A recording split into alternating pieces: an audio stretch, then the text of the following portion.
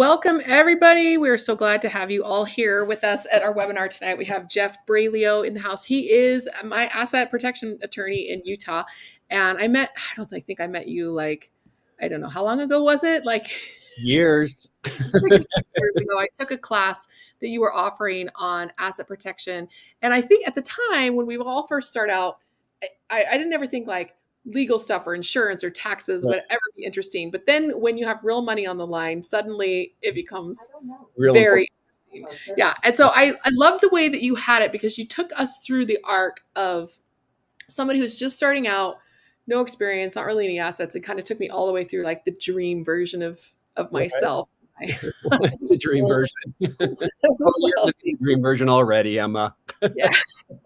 And it's actually been very helpful to me, that class, over the last couple of years as I'm planning out my own estate planning and asset protection and privacy and all the things you need to know when you're dealing with transactions with this many zeros at the end of them. And it has helped guide me kind of through the process of how to set things up. And it's a very common question people ask me all the time, especially our new investors, first time passive investors. And they're like, am I doing this in my own name? Do I need an LLC? I don't know what, I don't know how to do this. They may be accredited investors, but they're new to the game and they just need a lot of direction there. So this really what you specialize in real estate law and asset protection. And so it's just a perfect fit. And I'm excited to have you on. So I'm just going to make a couple of announcements, a little bit of house cleaning, and then we'll let Jeff just get right into it. And we'll plan on going till about 7. Jeff, do you want people to ask questions kind of in? Yeah, that's totally fine. Yeah. Okay, so go ahead and ask questions in the chat. We got it on LinkedIn Live and YouTube Live. And go ahead and just type your questions in. I can see in here, and I will interject when I see something that you want to ask. So just feel free to make all the comments and we will go through them all and answer them all. All right. So house cleaning is, we have this webinar once a month. You can go to risecapitalinvestments.co where you can get on there /webinar and sign up for the webinars, and they'll send you an email reminder every time we have one. And you can opt in or out of different kinds of reminders depending on what you're looking for. We have lists for new deals that we have coming up in our portal. And we have reminders for our weekly Monday night club meeting. So things like that, you have a lot of control. Go over there, register for the webinar, and then you can kind of play around with your email settings. We also do every other Thursday a lunch and learn, which we kind of focused on a little bit of asset protection from the layman's terms that we will go over a half an hour. You can ask questions. And if there's anybody that you want us to interview or talk to or particular subject of interest, like we're having Jeff tonight, just let us know. So jump over risecapitalinvestments.co/webinar to sign up for all the reminders. And we will occasionally do webinars more than once a month if we feel like we have some stuff that we need to talk about. So I'd love to see you over there. And if you would like to get on our calendar and book an appointment to talk about the actual investments that we're doing that helped us retire early, just go to partnerwithrise.com. And you'll talk with me, one of my partners at Rise Capital, so that you can figure out if you want to jump into our investor portal, see what deals we have available. We have new hard money loans for residential flips, probably at least once a month. And then occasionally we'll bring in a larger, more long-term deal. So you can really pick and choose your own portfolio depending on what fits best for you. So that's the house cleaning. That's the announcements. I would love to hear from you. Jump in, partnerwithrise.com, jump on our calendar, and we can hook you up with people who can help you out. So Jeff, thanks so much for coming tonight. Thank you. I'll let you introduce yourself, mostly from what I did, and give you a little bit of your background and credibility, expertise. Okay. In this slide presentation, I'll do my sort of younger years. But my professional background, I started investing in 1999. So I'm in my 25th year as a real estate investor. So I've been doing that for 25 years. I've also been an attorney the entire time for 25 years. I was a real estate agent for almost a decade. I've been a private lender for about 15 years. I've been an escrow officer and title company owner for almost 15 years. And I'm a real estate educator. So I do a lot of teaching of real estate investment topics. I do it nationally. I have a website, REI Mastery U, and that's where sort of all my content is being posted. I hold a free tribe class on Wednesdays at noon. We stream through Zoom. We do it in person at my office. And it's also live on YouTube. And then all the prior videos are also in our YouTube channel. And so, yeah, I've been a real estate investor for 25 years. I probably have seen, in my profession, well over 6,000 transactions that I've been a part of as an attorney, as an agent, as a lender. And so I've seen deals from all sides. I kind of pride myself on, when I do teach and educate, I teach both sides. So I teach the good and the bad, the pros and the cons of any kind of structure or contract or deal. So, because I believe that the most important thing is that investors be educated so they understand the risk of what they're doing, how to mitigate those risks, how to protect themselves in those transactions with full information so they can make decisions. And that's the way I've built my practice in my career for the last 25 years. Yeah, because there's no perfect solution for anything. It's all a matter of weighing pros and cons and figuring out. Sometimes it's the least bad solution, but I have found that you have so many more transactions under your belt, not only because you've been doing it roughly 5 times as long as I have been, but because you're in it from the attorney's point of view, the title company, as an investor yourself, you've just been to thousands of transactions and you've seen so many versions of creative financing and mistakes people have made. I mean, so you have the best stories about just dumb contracts and dumb stuff. Like, I think there was one story I heard. I teach a class called Lessons from the War Room. Oh boy. And it's all the crazy nonsense that have come across my desk, all the weird deals, the problem deals, the blow up deals. It's a great class because there's no better way to learn than from other people's mistakes. Yeah, hopefully other people's mistakes. I learned a lot from my own mistakes, but I do really like. Oh my gosh, I spent from other years learning from my mistakes because there wasn't really any education out there. Okay. In the early 2000s, YouTube wasn't really a thing. RIAs weren't really a thing. Investment groups weren't really a thing. It was very individualized. Yeah, and it was hard to get education to learn about these topics. And now there's quite a bit. Yeah, so much free information out there too. I think it's almost some ways harder to execute because we're being exposed to so many ideas. But just why I like that your approach. It's just like, let's just look at your particular situation. Here are some options, pros and cons, and figure it out. So, all right, let me share your slideshow here. Can I make myself disappear? I don't know. Why would you want to disappear, Emma? I'm trying to figure out, like, okay, now that's me with your slideshow. That's me with you. I think I can do this. I'm going to jump off the stage and then you let me know when you need a slide to advance and I'll watch the comments section as well. We got a couple here. Aloha from Zasha. And we'll have some questions as we go here. And then we will have Jeff just run through it and just let me know when you need to advance a slide. Perfect. Why don't you go ahead and advance the slide since you have already introduced RI Mastery U. All right. Okay. Tonight we're talking essentially about asset protection. And we're going to kind of follow the story of Ian as a new investor who's single, owns no real estate, no real assets. He is an experienced rehabber, so he's got some skills and he wants to get involved in real estate. So his goal is to build and protect wealth through real estate, which is probably the goal of everybody watching tonight, right? We want to build and protect wealth. There's a lot of topics and a lot of talk on building that wealth, and that's great, right? All the ways to make money in real estate. Tonight, we're going to be talking about protecting that wealth, because if you earn it, you don't want to lose it. And we do live in a litigious society. If you talk to experienced real estate investors, it's not a matter of if you're going to get sued, but a matter of when. And it's sort of a badge of honor. And we talk about it. Yeah, I got sued by these tenants, and I got sued here, and so you sort of recognize it as, just it's part of the deal. There will be problems, but if you set yourself up correctly with the right structures, the right contracts, the right documents, the right entities, that goes a long, long way in protecting yourself. And if you want to advance the slide, the real goal of asset protection is to prepare in advance. There's a lot of things we can do in advance to protect assets. Once a problem arises, it becomes much more difficult and almost impossible. Because once a problem arises, if you start shifting your assets around and moving them around to try and protect them, it could look like you're hiding assets from the court. And courts do not like when you hide assets from them, when you hide anything from them. And so they can actually unwind any structure you set up to protect those assets because they'll say that you did it simply to avoid any liability or lawsuit.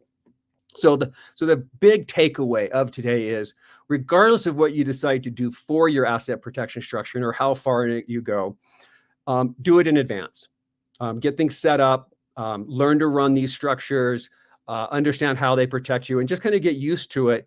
And then the way I typically do asset protection structuring is I start small with just what clients need and then build as they grow.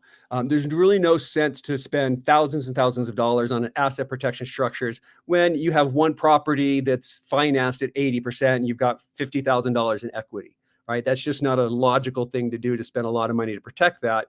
But over time, your assets will grow, and you want your asset protection structures to kind of grow with you. Okay, so next slide. A little bit about me. So I'm going to talk a little bit about me first, just my historical background. Then I'm going to cover just a real quick recap of liability, just so you understand sort of what risk is and where risk comes from, because that does help you understand how to protect yourself from those risks, right? So you got to know what's coming at you so that you can be prepared for it. Then we're going to talk about 4 LLCs that are typically used in real estate in various forms for protection. And we're going to talk about 3 different kinds of trusts that are used in real estate for various kinds of protection. And then at the end, we'll kind of talk about how they can be all put together and structured. So again, we're going to start simple and build. And so you can kind of just jump in sort of wherever you're at and kind of decide, oh, well, that's where I'm at. So these are the kind of things I should be thinking about. Okay, next slide. This is me. I was actually born in Provo, Utah, at Utah Valley Regional Medical Center at 12:07. Actually, I thought, my gosh, my whole life I thought it was 12:06. I was wrong on that. It's 12:07 a.m. My parents were students at BYU, and they were at a New Year's Eve party. And my mom went into labor, and when they went to the hospital, they said, "Do you want a tax write-off or do you want a New Year's baby?"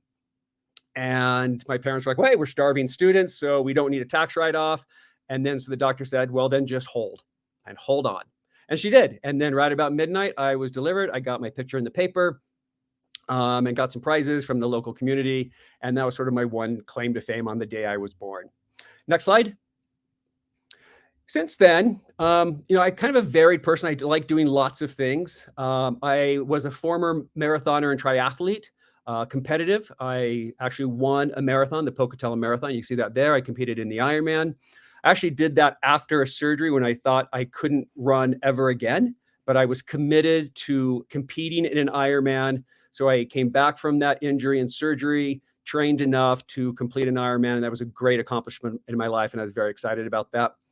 I'm an author. I've written 3 novels, the Saints and Soldiers series. If you're older, like me, you may remember the movie Saints and Soldiers. I wrote the novels for those movies, and I am currently working on some other novels in historical fiction.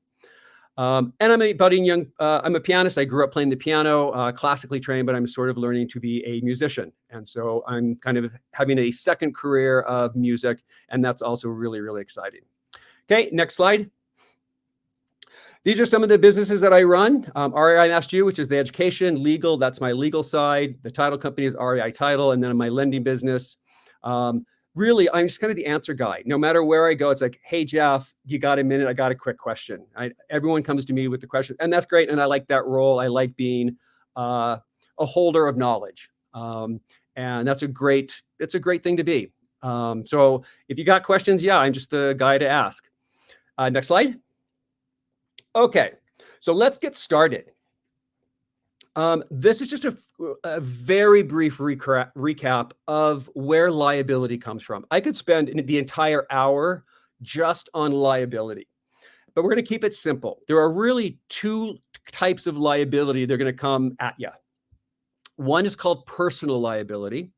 Personal liability is any risk or liability that you run as an individual human being.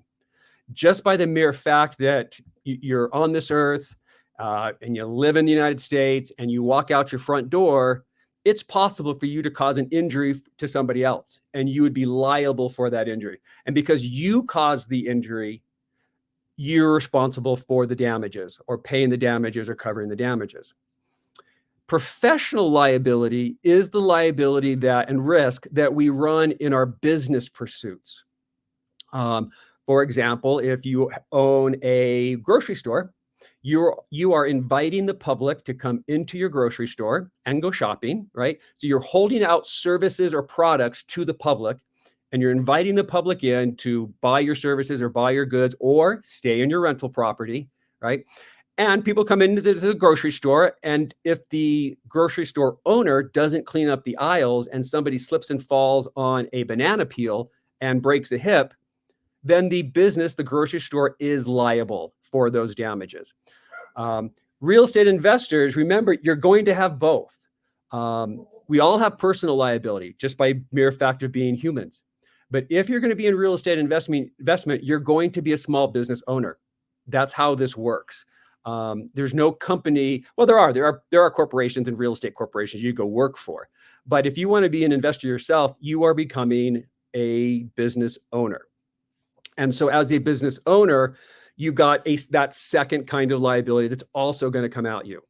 And so when you're engaged in business, if you don't engage in that business through an LLC or some other protective structure, you're running your business as a person, and any problems that you have in the business are going to attach to you as an individual and not to the business. The reason we set up business entities is specifically to protect us, the owners of those businesses, from debts and liability of the actual business. Okay, next slide. So a little more description on this business liability. The classic example of business liability in the real estate world is a slip and fall at a rental property. So if you own a rental property and someone falls down the stairs because the railing is loose or they slip on the ice, that is business liability because that rental property was your business, right? You're running the business of being a landlord. You invited someone to come live in your property and they got injured because of your property. And then in that, they will sue you, and they're going to sue the owner of the house. If the owner of the house is you as an individual, you are getting sued, and every asset that you own is now at risk from that lawsuit. But if you set up an LLC to own the rental property and you run your business through the entity, then in this slip and fall, they're going to sue the LLC and not you. And things of that LLC are going to be at risk. So that property will be at risk, and you might lose that property. But if you set up your LLC correctly, your other real estate, your other properties, your other assets, your personal assets, your home, your car, your jewelry, and et cetera, will all be protected. And this is called the corporate veil protection. You may have heard that word, right? The corporate veil protection is what comes with LLCs and business entities that says that the owners of that business have a veil of protection and they're not liable for acts of the business. So here, if Ian sets up his business for his rental property, an LLC, then his personal residence, his savings account, his other businesses, and his other assets are protected. Okay, next slide.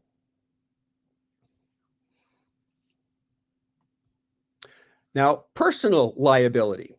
The classic example of personal liability would be getting into a car accident. So if you're driving down the highway at 100 miles an hour in a rainstorm and you hit a bus of kids that goes over the edge and kills all the kids. I say that to be dramatic, but that is personal liability. You as an individual, you as a human being was driving the car. Your business wasn't driving the car, you were. And you caused an accident, you caused damages, and therefore you're getting sued. Now, let's take this lawsuit. Let's say Ian does get into a car accident, but he has an LLC that owns his rental properties. Are those rental properties owned in the LLC subject to a lawsuit because he got into a car accident? Well, believe it or not, this LLC can protect the assets inside the LLC from this lawsuit in certain situations if it's set up correctly. And this is called a charging order protection. This protects the assets in the LLC from malfeasance or problems or liability that one of the members incurred. And so this kind of protection is a great protection to help also protect the assets that are inside the LLC. Okay, so next slide. And so here you see the kind of both. If you set up an LLC to do that, you run your business instead of doing it in your personal name, you can get both business protection, that corporate veil, and protect your personal assets from problems with the business.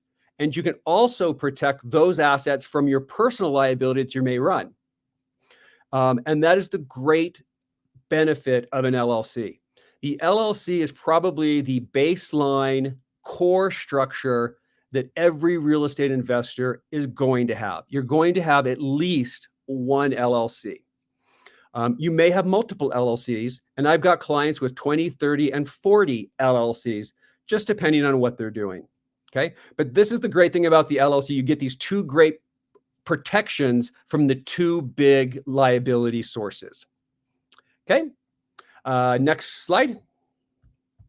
Perfect. Here are some notes. So, I've got lots of pictures and I talk and I say a lot of words, but sometimes I don't say everything I say. So I've got slides every now and then with bullet points. All right. So these are the ones you want to take a picture of. And these are just some of my thoughts on liability and protection. Okay. There's no such thing as a silver bullet, but we do get close. I mean, I've been asked by clients, hey, I want this ironclad, bulletproof, nobody can get through it. And that just doesn't exist, because we can set up structures, but if you don't run the structure correctly, then you may blow all the liability protection you set up. Okay. Asset protection is a movie, not a photograph, meaning it's something you're constantly involved in. It's not something you set up once and forget. It's something you have to pay attention to and adapt and vary and maybe upgrade as your assets grow. Remember, the law is designed to force you to pay your debts and damages. So we have a set of laws that says if you cause damage to somebody else, you have to pay for it, right? So we have competing ideas. We have asset protection that's trying to protect these assets from lawsuits. And we have the law that says you have to pay the damages. But there are lots of things that we can do. Okay. Combo plates. Combo plates are just usually salesmen come up, they'll show up at real estate seminars, and an attorney get on the stage, and the attorney will say, here's your asset protection bulletproof system in a silver briefcase. It's $5,000, and it's gonna be all the legal asset protection structures you want. Not my preferred way to go about it. Start small, get what you need, and let it grow. Forum shopping just means where you set up your LLC. Do you set up your LLC in Utah? Do you set it up in Delaware, in Nevada? It's usually not an important consideration. So I get a lot of clients say, should I set this up in Wyoming? Should I set this up in Delaware? 9 times out of 10, if not more than that, I just say, no, just set it up here in Utah.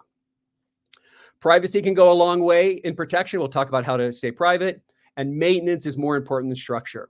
Okay. Tax planning, estate planning, they could be at odds. Sometimes we set up protective structures, may not be the best way for tax, or it may not be the best way for estate planning.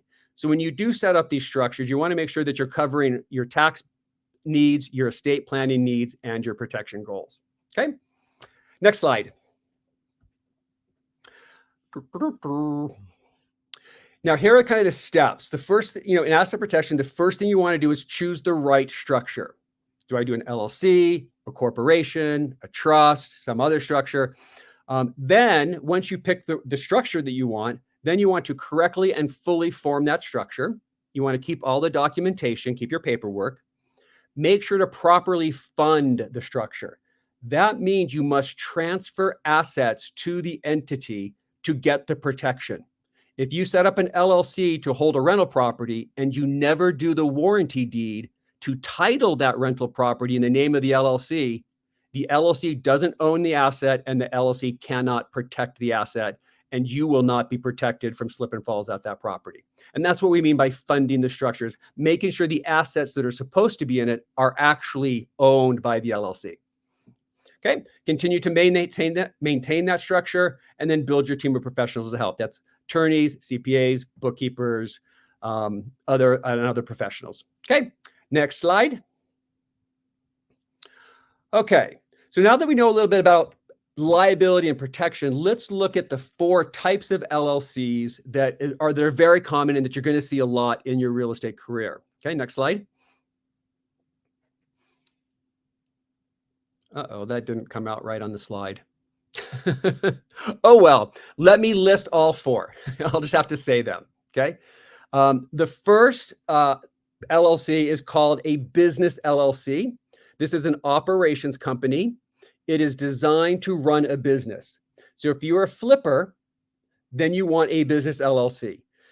These LLCs are set up for both asset protection purposes and tax savings on the income you derive from this business. So flippers, wholesalers, real estate agents, contractors, all of these people who provide services that get paid for those services in real estate would need a business LLC for that business to run the money through and save on taxes. The second LLC that we're going to talk about is the Series LLC. This LLC is designed to hold assets long-term like rental properties. And so if you're going to be a landlord, you're going to want a Series LLC. If you want to do flipping and be a landlord, you're going to have two LLCs. You're going to have one for the flipping to get the tax savings, because that is a little bit of a different structure. And you're going to have another LLC for your passive income rentals, because you don't need tax savings there. There's no tax savings to be had from a structure, from an entity structure standpoint. And it's designed to hold a portfolio of rental properties in a single entity. And it's a great structure. We have it here in Utah, and we're very lucky to have it. The third LLC is an IRA LLC. This is a very specifically designed LLC that is owned by a retirement account, an IRA or 401k, and it's used in self-direction for what is called checkbook control, if you've ever heard those terms. And then the final or fourth LLC is a partnering LLC. These LLCs are going to be far more customized to meet the needs of the partnership, because every partnership is going to be a little bit different, and their terms are going to be a little bit different. And so a partnering LLC is a customized version of really any of these other LLCs that's drafted to account for a partnership. Okay. The IRA and the LLC, we're not going to talk about tonight much, because that is really a self-direction product. And a partnering LLC is just a customized version of the business or Series LLC. Okay. And the business LLC, while it does provide some asset protection for whatever assets it happens to own, its real primary purpose is to operate a company and save taxes on the income from that business. Okay, so we're going to really focus on the Series LLC tonight, because the Series LLC is going to be your workhorse, the standard bearer, your go-to choice if you're picking up long-term assets like rental property that you want to hold and protect for decades, because it's going to be your retirement. Okay, next slide. So the Series LLC, okay, it's great. It protects single-family rentals. So you can certainly pick up any number of single-family rentals in a Series LLC. It's great for duplexes, triplexes, and fourplexes. It works great for there too. It works great in syndications. Now, remember, a syndication is going to have its own LLC. It's going to be a partnering LLC. It's a customized partnering LLC. That's what a syndication LLC. But if you want to be a passive investor in the syndication, you could actually use a series of your Series LLC to join into the syndication LLC. And so your LLC is a member of the other LLC, and you get an additional layer of protection, and it allows you to run all your passive income through the same business entity. So we do use these a lot in conjunction with joining a syndication. And it's really designed for passive investments. You can take this LLC and turn it into an operations company and run various businesses, but it's not very convenient, and it's not usually recommended. Typically, the Series LLC is designed for holding rental properties for the long term. I always recommend, when you're setting up this LLC, to have it owned by 2 or more people. In the state of Utah and most states, there's some additional protections you get with a multi-member LLC. And that means 2 or more members. And one of those additional protections is that charging order protection that can protect assets in the company from outside attack. So if you've got a spouse, I recommend putting a spouse on. If you've got kids, you can easily put kids on, and you can start involving them in the real estate business and get them money and have them perform certain services and learn the value of work and earning an income. And that's great. And I have a lot of families that put the kids on there. If you're single, there are ways that we can get you that extra protection that you usually get with a multi-member LLC. And there's the Wyoming LLCs, and there's corporations you can partner with. So we do have options for single people that don't have somebody else to put on the company to get the additional protections. Okay, next slide. Okay, so Ian, that's where we can stay here. So Ian picks up his first rental property. He goes out and buys a rental property, and he goes online and he creates an LLC. Okay, next slide. And the first thing he does is he titles the house in the name of the LLC. Remember, that's funding the asset protection vehicle. If he doesn't put the house in the LLC, he does not get the protection. But he went to his title company and he said, hey, can you do a deed for me? I need to put my rental property into my series LLC. And of course, we say yes, because I own a title company. We're happy to do it. And we get it titled in house. And then he has a slip and fall. And so one of his tenants is injured on his property. So what kind of protection did Ian get and what is protected? Okay. Going to just give you the answer. You know, I can let you think, but the kind of protection here is that charging order protection, right? As the owner of this business, he is protected from problems in the business. So Ian, his life, his personal residence, his savings account, his cars, those are all protected from this lawsuit. The lawsuit might affect this house. He might lose this house, but the rest of his assets are protected. And so this is the standard setup for a real estate investor buying their first rental property is get an LLC, put it in the LLC, and start learning how to run and manage a business and learn and manage a rental property. Okay, next slide. Okay, again, here's my bullet points. When you set up these LLC, here are some tips. Don't use your last name in the business entity. That's a privacy thing. Use a post office type mailbox. So you cannot use, unfortunately, for a company address, anything that's P.O. Box. But if you go to a certain post offices and UPS stores, you can get a P.O. box with an address that looks like a street address and suite number. That's acceptable. So if you want to go to a UPS store, get a box, you can use that as the address on your LLC. And the reason we do this is because this is public information. When you register an LLC, the address is public information, and you don't want your personal residence as the address of your business because you don't want tenants in your rental property to look this up online and come after you. And that has happened. We have had landlords in this state murdered by tenants who were angry about an eviction. And I know of a couple examples where landlords have been shot and assaulted by tenants. So I don't want to scare you about that because that's really, really rare, obviously. But it's a nice, easy convenience just to use a post office box. Okay. You'll make these LLCs manager managed. And because all LLCs are one or the other, they're managed by a manager or they're managed by the members. For simplicity, just do a manager managed. It's a much easier entity to run and control than when all the members have to be involved. Make sure you get a complete set of documents, that meaning you need an operating agreement. Filing articles of organization with the state does not do enough to protect you. You need an operating agreement, and the only place to get an operating agreement is from an attorney. We like multi-members, so if you got more people, put more people on. The more, the better on LLCs. Have interest transfer restrictions. This protects from people coming into your LLC and taking it over in the event of a lawsuit. You can make involuntary members. That's members that might come in through the lawsuit as non-voting, so they can't take over control. You can make distributions in the manager's sole discretion. So these are just terms that you can craft into the documents to add additional protections to the LLC. These are things your attorney is going to draft into the document. And if you work with an asset protection attorney, these things will already be in it.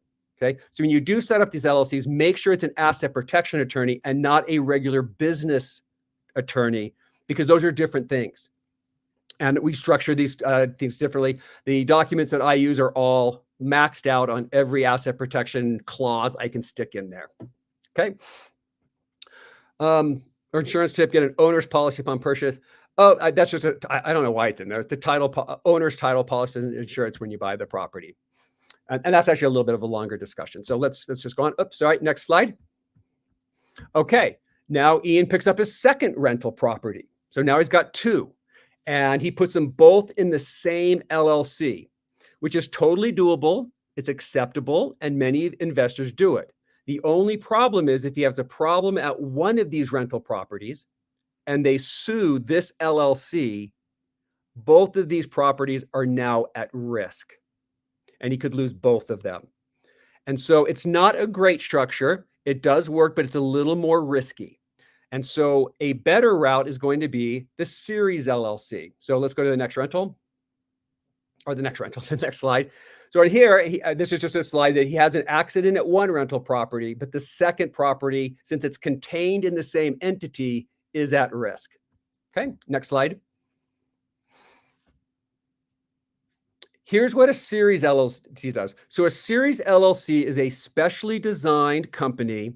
It's not the same as a business LLC. It is filed differently with the state, has a different certificate of organization and a different operating agreement. And it's unique in the sense that it is allowed to create series within the single LLC. In the old days, I would set up an LLC, usually owned by husband and wife, and then I would set up a sub company, a sub LLC for every rental property. And so my clients would come back to me every time they bought a rental property, and I'd set up a brand new LLC, and they would get the same division or separation of liability. Because each property, if it's owned in a separate LLC, there's no commingling of the liabilities. If you have problems with one, you just have problems with one. A series LLC mimics the holding company, sub-company structure in a single business entity.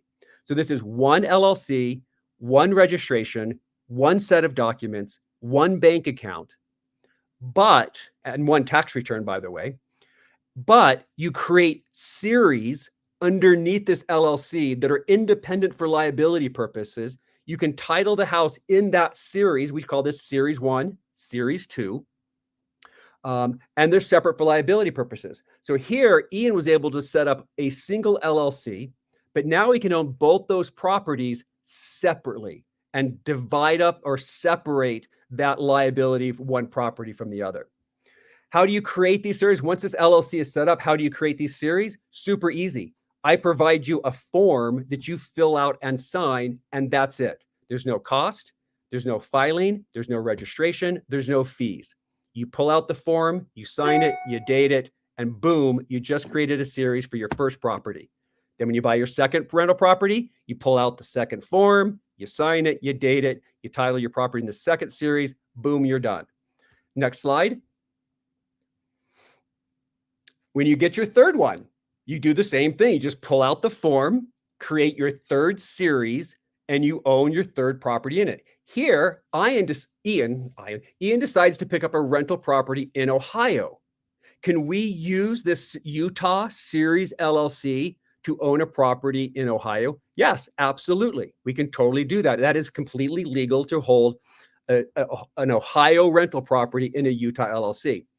Now, the problem here, though, is once you title the Ohio house in this LLC, the state of Ohio may want you to register your LLC to conduct business there. And you can do that. It's just going to cost you time and money. But there's a way around that I usually recommend. So if you're going to be buying out-of-state properties in a Utah LLC, we're going to use a trust. So next slide. So instead of having the LLC own the house, Ian sets up a real estate trust, and we're going to talk about that a little bit later in the program, about 15 minutes. So he sets up a trust. Trusts are not registered with the state, so there's no worry about a registration or conducting business there. So the trust owns the house on title, and then the trust is owned by the series of a series LLC. So he still owns it in this LLC, but now he's got a trust around the house and then the LLC around the trust. And this is a great structure to own out-of-state properties in a single entity without having to register your LLC in a bunch of different states to conduct business there. It's a great, great tool to use if you want to pick up a portfolio of rental properties in Utah or anywhere else in the United States. Okay, next slide. Okay, boom, Ian picks up a duplex, right? So he just he pulls out the documents, signs and dates it, creates the 4 series, and puts his duplex in it. And yes, you can put 1 to 4 units in there. A word of advice. These LLCs, these series LLCs, typically do not work for commercial property. So any property over 4 units. The reason being is commercial financing is different. And in commercial financing, you can actually get a loan in an LLC name, but banks, commercial lending banks, do not like to loan to series LLCs.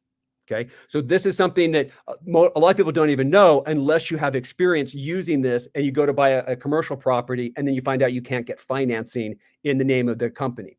So typically, if you're going to do a larger project, commercial project, we set up something called an SPE, which is a single purpose entity. Emma knows all about these. These are huge in syndications. Okay. This single purpose entity is designed specifically for the commercial, to hold the ownership of the commercial project, of the apartment building, of the retail space, whatever it is. And so anything over 4 units or commercial or retail or industrial, you're going to set up an SPE for that property. Okay. Perfect. Let's go on. So that's the LLC route. Oh, did I miss that slide? Yes, you can own syndication here. So syndication, this series, so what Ian did here is he created series number 4. He called it Syndication 4.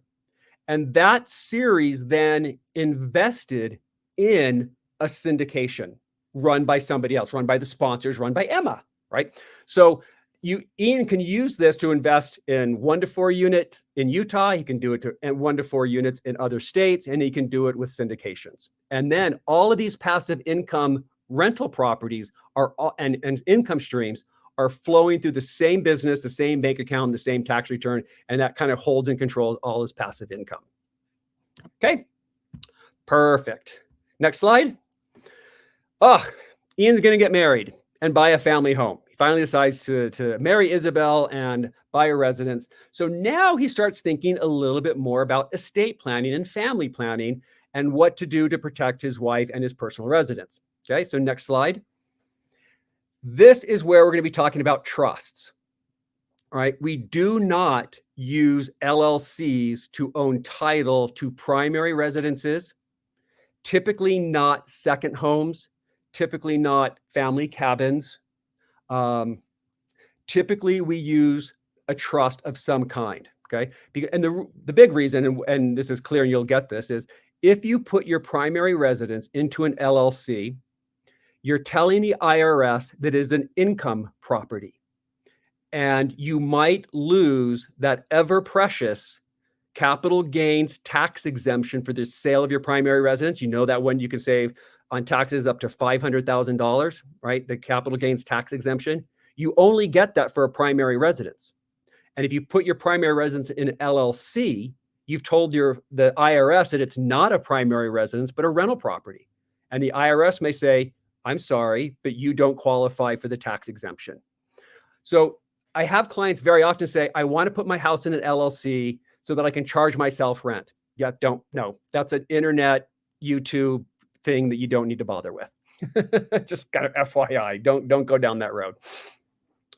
I've also, honestly, I've had clients call me, this is a new thing. This is another internet thing that you really shouldn't be paying attention to.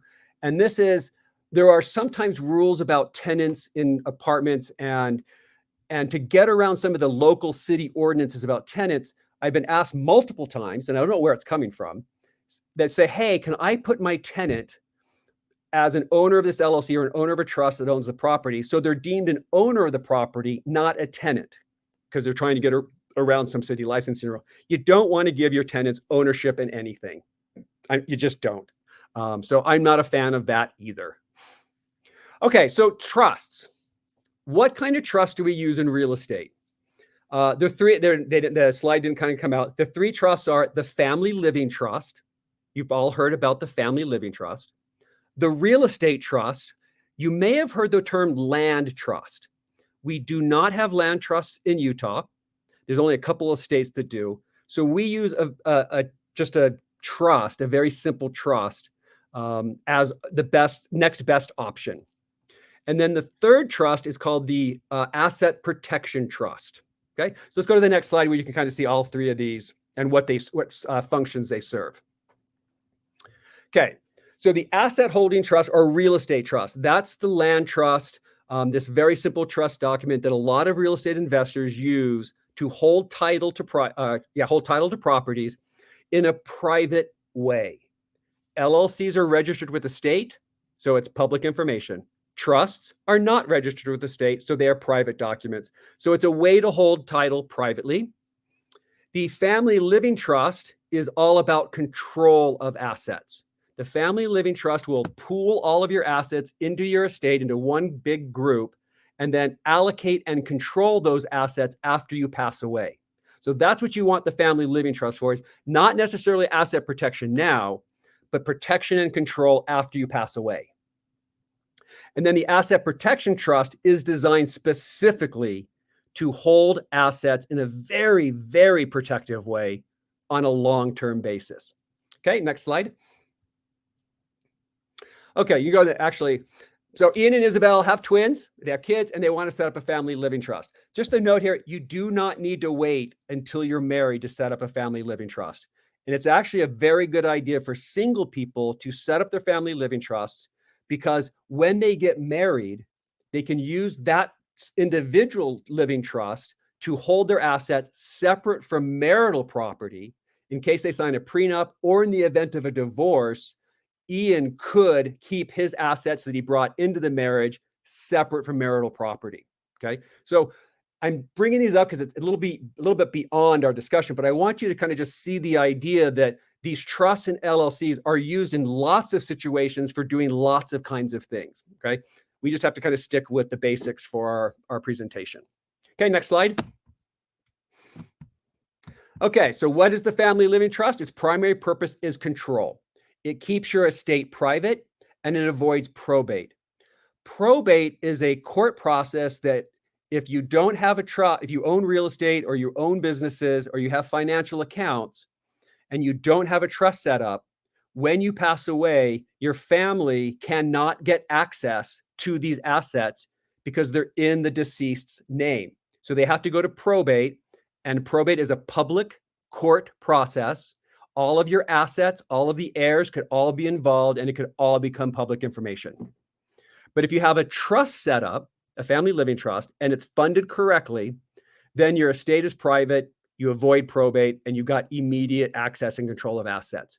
So it is really, the time that people come to me for family trust is when someone else in their family has passed away and they realized how difficult it was because they didn't have a trust. And then they call me and say, my mom passed away. It was a nightmare getting access to assets, to bank accounts. It took us months. It was a huge problem. Can we avoid that with the family trust? I say yes. Okay, next slide. Here are just some of the things with that trust. You'll get a family living trust. You'll get what are called pour-over wills, powers of attorney, healthcare directives. That's the living will that you've heard about, burial instructions. Remember, when you do these estate planning, the first 5, those are the documents you get from the lawyer. Some lawyers don't then help you fund your trust. They don't fund your LLCs into the trust. They don't fund your real estate into the trust, right? So you're going to need other documents like a transfer on death agreement or warranty deeds to make sure that any asset that's supposed to be in the trust actually ends up in the trust. Okay, next slide. So Ian and Isabel set up their family living trust. That's the blue box. They put their primary residence in there. That's why it's inside the box. And this is the standard recommendation for primary residences, vacation homes, second homes, because you can actually get those tax deductions there as well. And so really, if you own a primary residence, you really should have a family trust, because if you pass away, you're going to probate. And the only way to avoid probate is a trust. Now, if your primary residence has a lot of equity in it, like a lot of ours do in Utah. If you've owned your home for more than 5 years, you probably have a lot of equity. There's a better way to protect it, because the family living trust doesn't really protect you or your house from lawsuits. It's designed to protect things after you die. So while you're alive, just in the family living trust, understand that your primary residence is not really protected. So let's come up with a way to protect our primary residences if we want to. Next slide. That's called the Asset Protection Trust. I love this trust. It is a great trust to have. It works really well. It gets a little complicated, so I can't, spend a lot of time talking about it, but I can give you some references if you want to look this up and get more information. First, you can go to my website, reimasteryou.com. Down on the bottom of the homepage are guidebooks on various real estate investing topics. They're free. There's PDF guidebooks, FAQ format. There is a guidebook on LLCs, and there's a guidebook on the Family Living Trust, and there's a guidebook on the Asset Protection Trust. There's a guidebook on the Real Estate Trust, and there are videos. Like if you missed this, you want to review what I'm telling you tonight, you can go to my website, click a link, pop open a bottle of wine, and sit and watch me teach you about LLCs and trusts for 2 hours. Okay. You can also just Google DAPT, or Domestic Asset Protection Trust. There are a number of them, about 17 or 18 states have these kinds of trusts. So you'll easily find stuff in the search. You can search up Utah Domestic Asset Protection Trust as well. Okay. These are irrevocable trusts. So they're designed not to kind of change over time, manipulate, but to set up, put assets in, leave them be, and in a very protective vault that is it's about as close to bulletproof as we get, and let them sit there for the long term. The trust doesn't work for everybody and every asset. There's some glitches there, but if you want to talk more about it, you can either read my guidebook or set up an appointment with me. I'm happy to talk about it. They're a little pricey. They're typically $3,000 to $5,000, but it is the most protective tool we have, and it works phenomenally well if you have a primary residence with a lot of equity. It's about the only way to truly protect equity in a primary residence. So if you've got a house with, a primary residence with a lot of equity, you should really start thinking about this trust. Normally with clients, I don't bring this trust up until they have maybe $750,000 or $1 million in net assets. And that's true because that's about the time I start saying, hey, are you ready for a higher level protections? But that's usually a discussion about, their real estate assets, their rental properties, and their businesses. If you have, you don't, and you could have none of that, but you might have a residence with a lot of equity. Okay. And this is a great trust for it. All right, next slide. And this is kind of how it looks. So this asset protection trust, that's the blue box, and it can own, and it's great to own any no liability asset. Okay. What's a no liability asset? Cash. There's no risk with owning cash. Your primary residence doesn't typically result in lawsuits. Family cabins or second homes are typically no liability because you don't have renters in there. And stock accounts, brokerage accounts, these sort of things, those are also no liability. And this trust can protect all of those things too.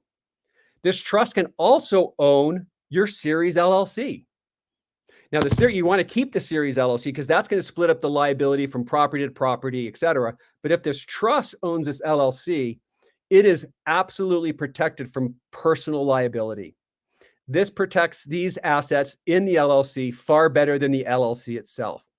So when clients have a Series LLC and they've got a lot of rentals in there and they've got a lot of equity in there, that's another time when I start to bring up this protection trust.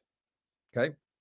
But this is a great structure. And actually, I have this structure right now. My primary residence is in this trust. My lending cash account is in this trust. My Series LLC that owns my rental properties is in this trust. Okay, next slide. What does this trust protect from? Pretty much everything. It can protect from bankruptcies even. There are some glitches that there may be things in bankruptcy that it may not, but in general, these trusts do protect from bankruptcy. They protect from lawsuits. They protect from death. They protect from long-term health care costs. So if you're getting older and you've got a primary residence and you want to go to a nursing home and have Medicaid pay for it, right? You've got to structure your assets to maintain the benefits, the Medicaid benefits. And if you have too much in assets, you may not be able to qualify for Medicaid. Or if you have a huge Medicaid bill or a huge nursing home bill or a huge medical bill as a result of your passing, like when people pass away, it's usually a very expensive thing. They can come after your estate. Medicaid or the state of Utah can come after your entire estate to collect those costs. But this trust, if it's set up correctly, can protect even from that. And it might even protect from a divorce. So if you set it up before you get married, it could protect all of your assets from the divorce. Okay. Complete protection. That's why we really like it. Okay, next slide. Here are my bullet points. When you set this up, there are a couple of trustee positions, and one is the distribution trustee. You cannot be that trustee. So you're going to have to find another person, a trusted family member or trusted advisor, like a financial planner or CPA, to be the distribution trustee. So it is a document that requires some outside party. It can be other family members. I don't always recommend other family members, but that's possible. But this distribution trustee has to be somebody, not you. Okay. You cannot set this trust up to become insolvent or to avoid debts. In fact, when you set this trust up, you have to sign a disclosure that says, I am solvent and there's no lawsuits and there's nobody coming after me, and I'm not setting this trust up to avoid liability. So if you do want to use this trust to protect yourself, you got to do it before the problem arises. No regular distributions. Here's the catch. If you put assets into this trust, you're not allowed to take out regular distributions. So if you need the cash flow from an investment to live on, that investment cannot go in this protection trust. So that, like I said, this is great protection, but you don't get something great for free, right? There's got to be a cost. There's got to be a trade-off in getting this protection. And one of the trade-offs to get this protection is once those assets are in there, the money is supposed to sit and pool and grow and not be taken out. Yes, you can take out distributions. So if you want to take the family on vacation to Europe for a month and you need $50,000, you can take that out of this trust. What you cannot do is take out $5,000 every month to pay your monthly bills, or quarterly to pay your bills, or even yearly to pay bills. It's not designed to provide cash flow for living expenses. It's designed to hold and protect assets for the long term with occasional distributions as needed. The rest of the notes are just some technical details. There are some hoops to jump through. It can be amended in ways, but other than that, you run all these businesses once it's set up and holds these assets, you run it like it's not even there. Okay, next slide. Actually, I'm going to skip over these two. These are just a little bit higher level on this trust. I should go back one since we got a couple of minutes. I'll go a minute or two over. This is the whole enchilada. This is everything that we can throw at in asset protection and structuring for very complicated people. We've got an asset protection trust in the mix. We've got a family living trust in the mix. We've got real estate trusts owning some of those properties. Those are the little dark blue circles around the houses. Those are real estate trusts. We have a series LLC. We have a SPE or single purpose entity. That's the Arizona 12-plex LLC. That's an SPE. And what Ian has now done is, once he's got his series LLC set up, and he's got all these 5 rental properties, he sets up a separate dedicated property management company to manage these properties on behalf of his own LLC. What this does, and this is great, I love this trick. What this does is it diverts a lot of the liability from a slip and fall away from the LLC that owns the asset and shifts the liability of the property management company. And why does that happen? Well, a property management company is responsible for the upkeep of the house. So the maintenance, repairing decks, repairing handrails, clearing the sidewalks, that's done by the property management company. So if there's a problem in the house that was caused by the property management company, the property management company is going to be liable, or more liable than the property owner. The property management company can file for bankruptcy and you've lost nothing. You've essentially taken the liability of owning a rental property and moved it over to a company that has no assets. it's a little, obviously you're running another business. You got to have property management agreements, and that's got to be set up correctly. So it is a very complicated, not a very, but it's a complicated thing to do. But when you have the assets that kind of dictate this, it is a great alternative. Okay. Okay. Next slide. Last slide. The real estate trust. Okay. This is a very simple trust designed specifically to hold title. It doesn't do anything else. It is just to hold title in a private way. Because remember, LLCs are registered with the state. And if you own your rental property in an LLC, I can go to the county land records, look up title, see that it's owned by an LLC, then go to the state corporate website, look up the LLC, and find the people involved with the LLC. So people can find you with an LLC. It's not a private thing. Trusts are. So if you're concerned about privacy, this is one of the things you want to look into. I don't know how important I find privacy these days because I can find you. I hate to break the news to you, but I don't care what structure you use, I'm going to find you. Asset protection attorneys that set these things up know how to find these things or the right questions to ask to get to them. So, with clients that really want the privacy, I'm happy to accommodate, happy to set them up, happy to get the forms and teach them how to do it. But I have clients that don't use these, and it's great too. It's just sort of whatever your risk tolerance is and your need for privacy. I can tell you, when you get a lot of assets, privacy does become more important, because if somebody can find that you own a lot of assets, you just become a bigger target. Okay, so attorneys don't want to sue somebody with no assets. They're not going to get paid. But if the attorney finds that you have a lot of assets, they're going to come after you. And this real estate trust can help hide or create a smokescreen of the properties that you own, because you can't really connect the dots. Okay. There are some other uses of this. In fact, this trust is used in wholesaling. It's a great vehicle to wholesale in, but that's a whole nother topic. Okay. That is all I have. This is just, there's a QR code that will take you to my online calendar. So if you need to speak with me, you can go there and just book time with me at a time that's convenient for you. And then you can get help with any of those things. Okay. Awesome. Thank you so much. I needed a refresher on this because it's been a few years since we've done it. We have some structures that were built for Ian in his previous life that we have outgrown and need to take another look at it. And we have a couple of questions that were asked here that I'm going to run by you. And I'll tell you, when my dad passed away, he didn't actually title any of the property into his trust that he created. The trust was empty. I'm not the one who dealt with it. I wasn't the executor, so I was kind of just like in cheering section, right? But it was a little bit of a moment when you have all 8 children sitting around a conference table with an attorney going, what do we do? What do we do? So he fixed it all up for us, but it was like, probate, right?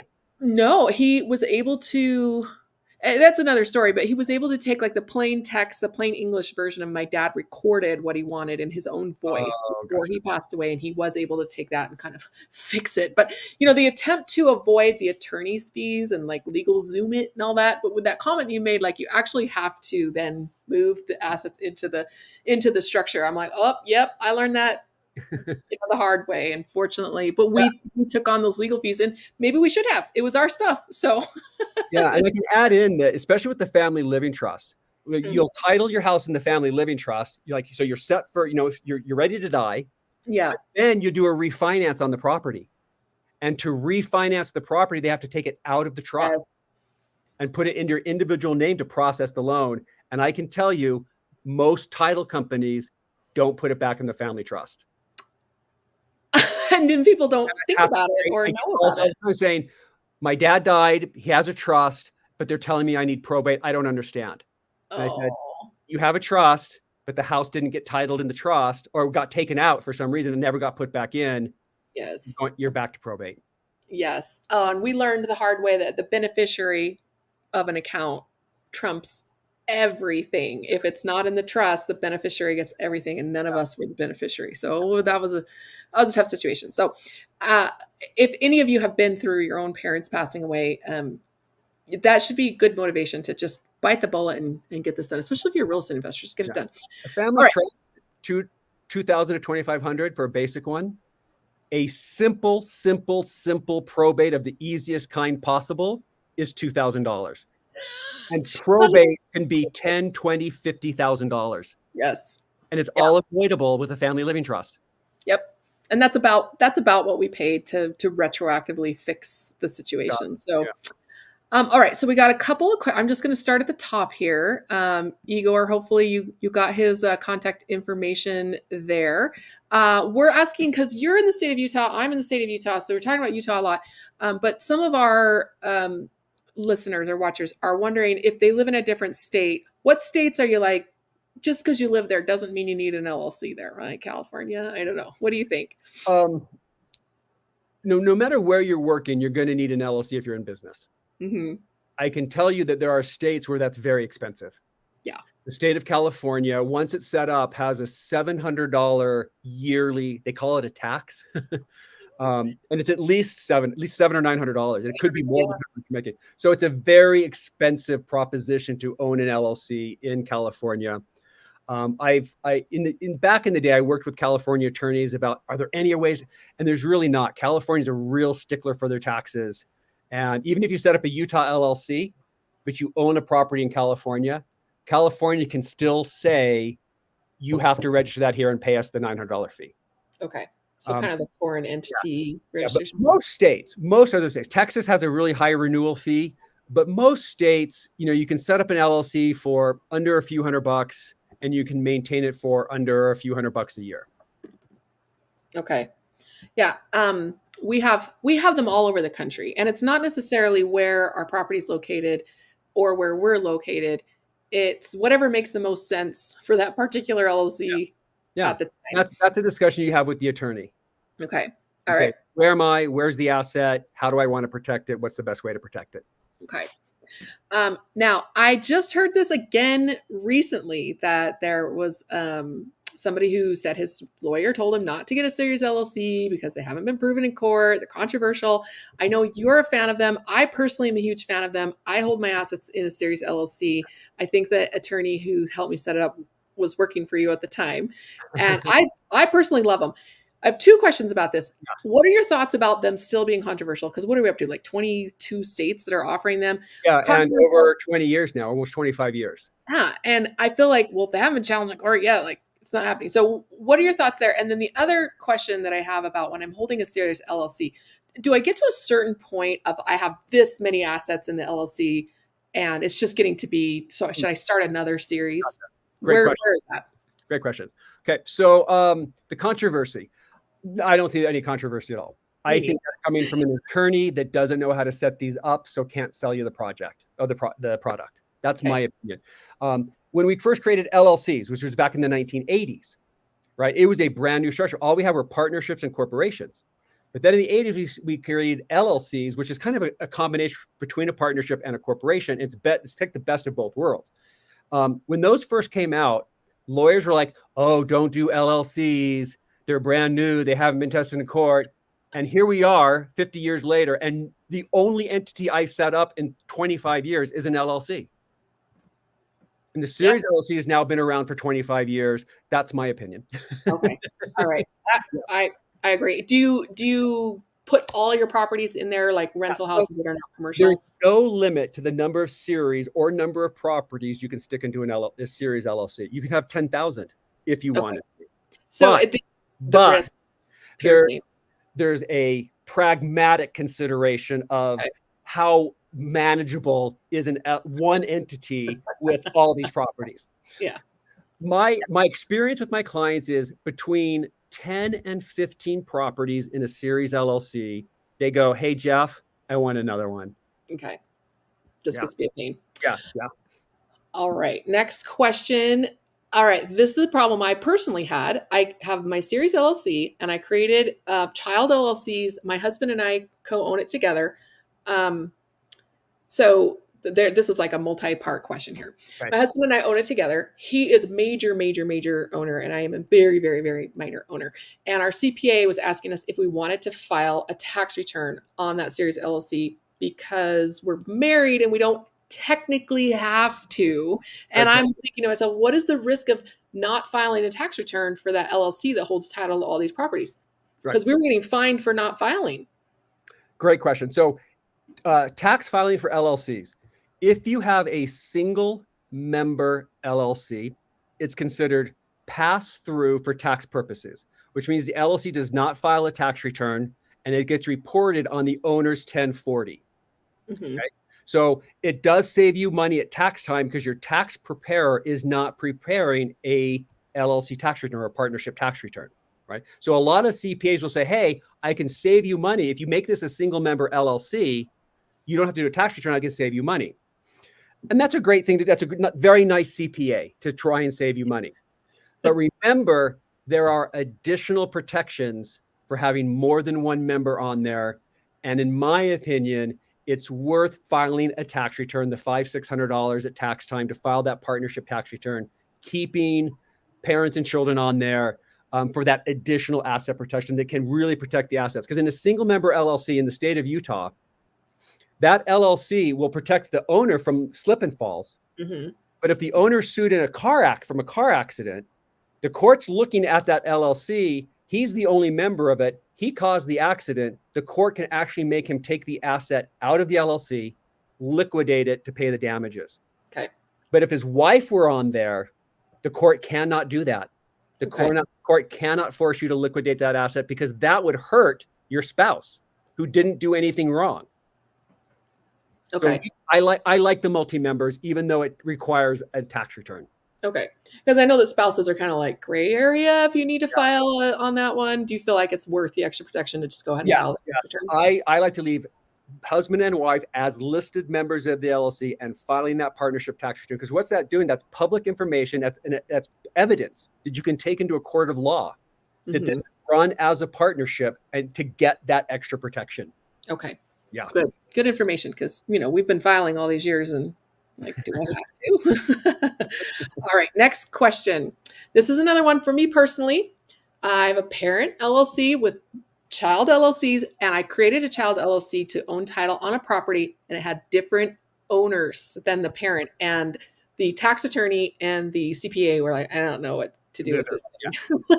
Our audience is coming up with the best questions I think I've ever had after teaching this class. Ooh. Okay. This is a great question.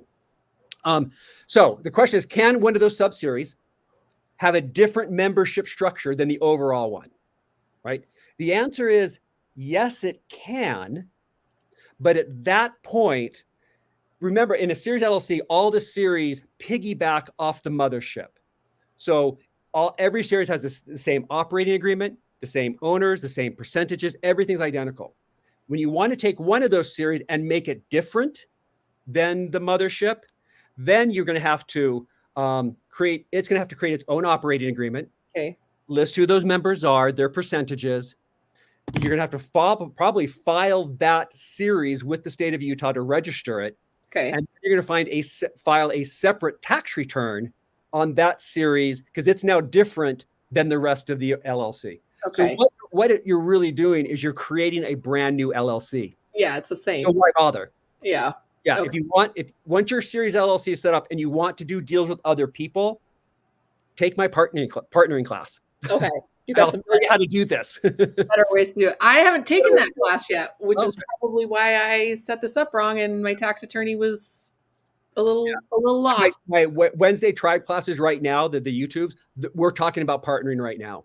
Perfect. I'll jump in there. I know the partnering questionnaire that you gave me when I set the stuff up has been lifesaver. So if anybody, that to me is probably the most important document I've gotten. The partnering guidebook? Well, just like the questionnaire that it was like, what are you going to do if someone dies? What are you going to do if someone, I mean, just all those questions. Because my attorney that set up a LLC in a different state he sat down, charged just by the hour to ask us all the questions. I'm like, wait a second, this is the same stuff that Jeff already sent me. So we just started doing that privately in the group, and then we would send that document to the attorney, and then the call was like 30 minutes. So, and one attorney actually told me, he said, I've never seen anything like this before. This is the easiest operating agreement I've ever set up. So there you go. Yeah. Okay, next question here. Roles for C Corp structures. I have heard somebody say that if a property is free and clear, he moves it into a C Corp. What do you think about that? Um, I can't think of any reason why. Okay. And I can think of a very big reason why not. Okay. Um, typically, the benefit of a C Corp in most instances is the ability of the corporation to retain holdings, not distributed out to the owners.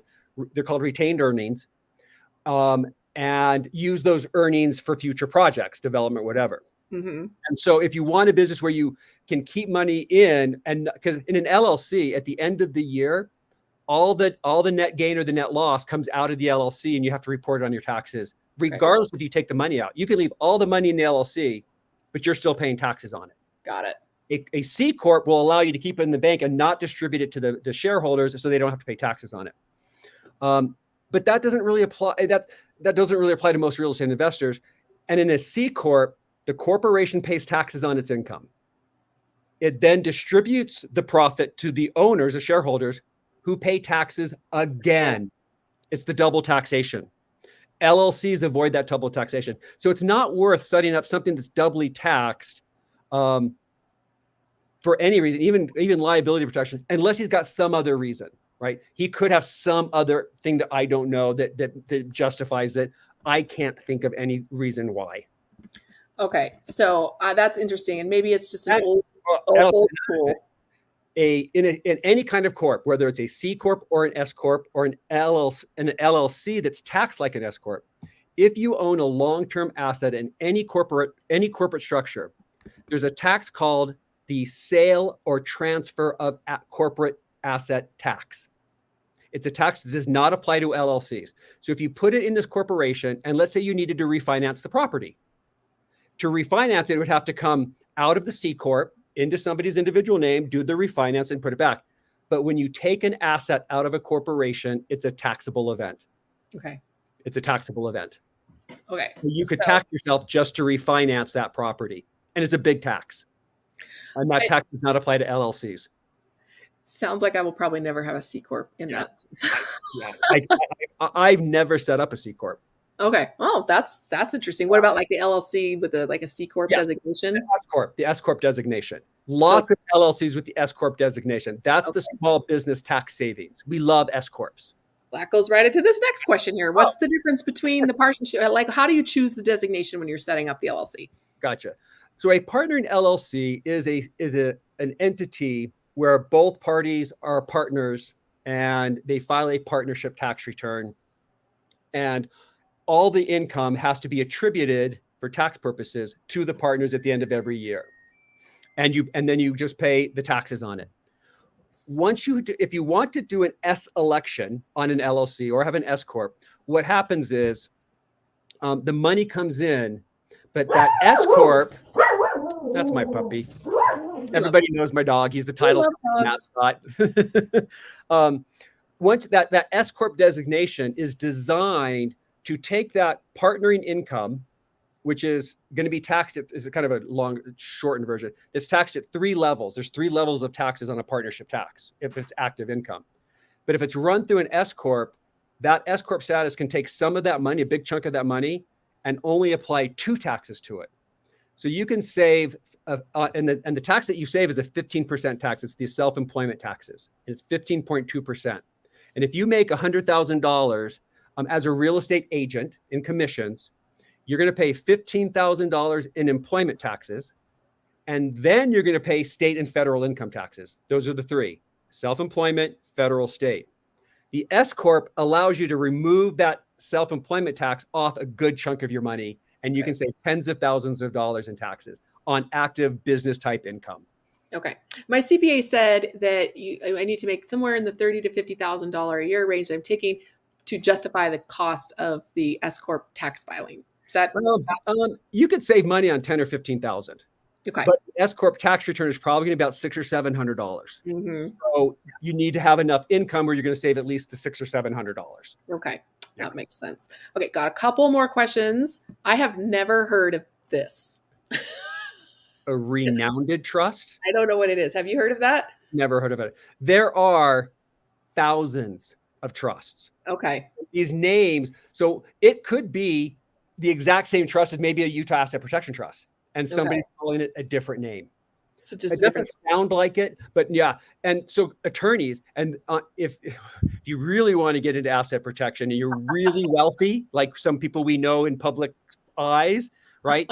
There are attorneys that create crazy, crazy trusts to try and hide and protect assets of the wealthy. They spend millions of dollars creating these trusts, offshore trusts, right? That's not my world. Not a good fit for me either. Yeah, so I can't help you on that one. Sorry, Raquel. Okay. So here's one that we heard about a couple of months back where Texas added charging order protection and everybody was like, "Oh, I'll get a Texas LLC." So I don't think I quite understood what that hubbub was all about. Do you know if they meant they Texas added charging order protection for single member LLCs? Oh, yeah, I think that's what it was actually. So to that charging order protection, since we got some time, I'll give a little more background on that. So the charging order protection is designed to protect innocent partners. Okay. So if I have a partner and we own a property together in an LLC, he screws up, gets in a car accident, and he's being sued for $10 million. Okay. The court's looking at our business and all of our assets, and the court goes, well, if we take those assets away from this guy to pay the plaintiffs, the judgment, it's going to hurt Jeff. Jeff's going to lose those assets, and Jeff didn't do anything wrong. And that's why this charging order protection protects the assets in from those outside lawsuits, because to remove those assets could hurt an innocent party. Okay. So that's why charging order protection is always given for multi-member LLCs across the board, because there's going to be an innocent partner involved. Many states don't give the protection to single member LLCs because there's no innocent partner to protect. Okay. But states like Wyoming do, and now Texas does. That's why I said with single people, we have some options. We can set up a Wyoming LLC. Okay. And Wyoming is cheaper than Texas. Should you still file a single member LLC tax return if you want those extra protections? Yeah, well, it is a single member. So you would have to file, essentially, you would have to get reported on your 1040 because it is a single member. Got it. Okay. But setting up in Wyoming, for example, and then the Wyoming LLC owns your Utah series LLC that owns all your rental properties. Okay. And now you get that charging order protection all the way down to all of your assets. Oh, sometimes I think you just teach the classes, so we're like, Jeff, just do it for me. I teach this in general, but when you're talking asset protection, find a good lawyer, sit down. He's going to ask you a question. What assets do you have? Where are they? Yeah. What kind are they? What's your risk tolerance? What's the total value? And they will construct something that meets your needs. I just find I'm a better consumer of these legal products when I take a course or when I do an event like this, because it gets me thinking about it and I am better able to participate. It's the same like when I have a limited partner in a deal who's like, I don't know anything about real estate. I trust you. Just give my money. You just make some. I'm like, no, that's not my ideal investor. My ideal investor is educated and interested in what we have going on, and they can have intelligent conversations about the deal. So I assume it's the same for you when you have somebody who's. I know it's annoying when you get like the WebMD version of like LegalZoom and they're I heard it on a TikTok, right? But at the same time, at least they're interested. Yeah, I've done very well. I've been in the business for a quarter century.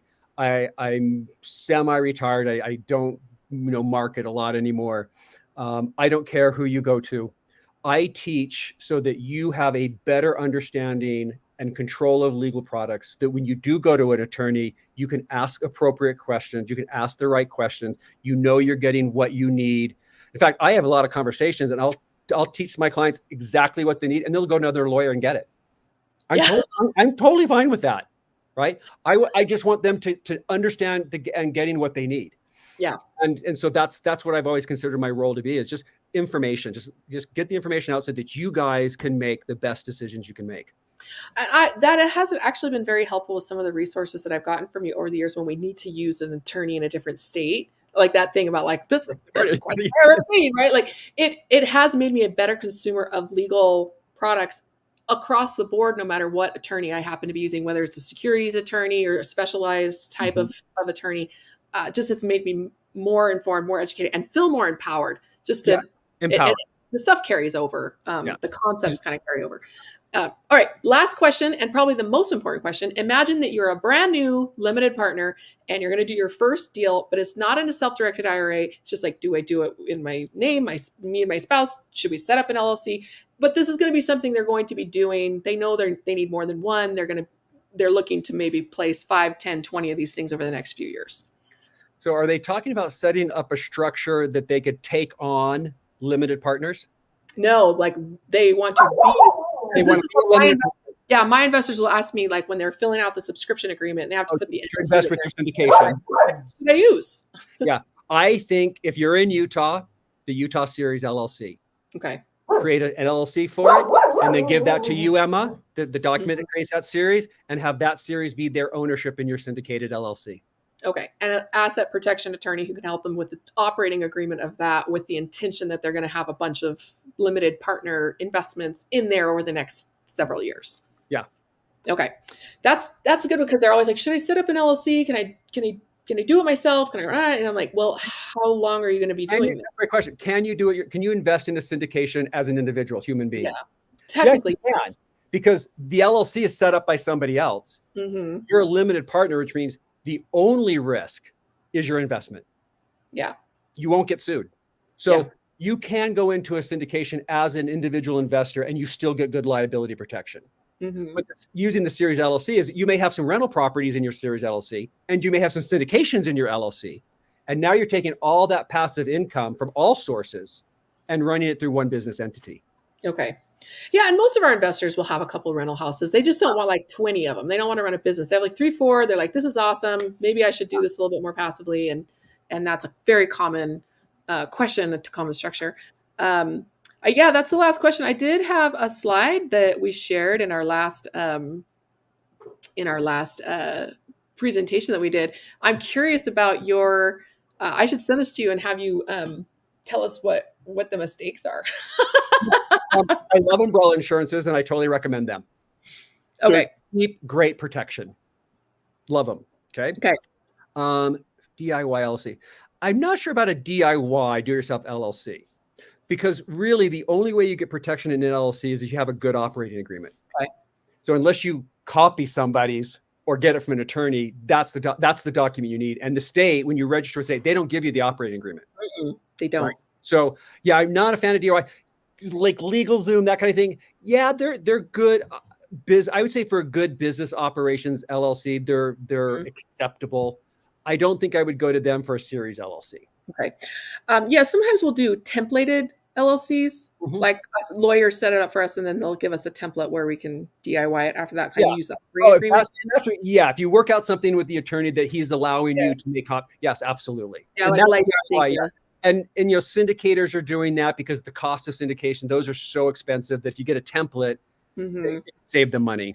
Yeah, it depends on how big your syndication is. But I think it's important to point out, though, that these operating agreements and documents that we get from our lawyers are copyrighted. So you need to license them and get permission to use them. So, and then I guess you kind of covered all the trust, life insurance. I mean, you didn't really do life insurance.